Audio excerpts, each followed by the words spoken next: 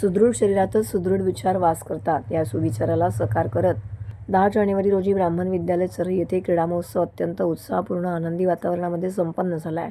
विद्यार्थ्यांच्या सर्वांगीण विकासासाठी शिक्षणासोबत खेळाचं महत्त्व अधोरेखित करणारा हा क्रीडा महोत्सव विद्यार्थ्यांसाठी पर्वणी ठरला. क्रीडा महोत्सवाची सुरुवात विद्यालयाच्या सन्माननीय मुख्याध्यापिका वंदना राजमल चव्हाण मॅडम यांच्या शुभ हस्ते दीपप्रज्वलन, श्रीफळ वाढून करण्यात आली. खेळातून शिस्त, संघभावना, जिद्द निर्माण होते असे प्रेरणादायी विचार व्यक्त करत त्यांनी विद्यार्थ्यांना सदैव खेळात सक्रिय राहण्याचा संदेश दिला आहे.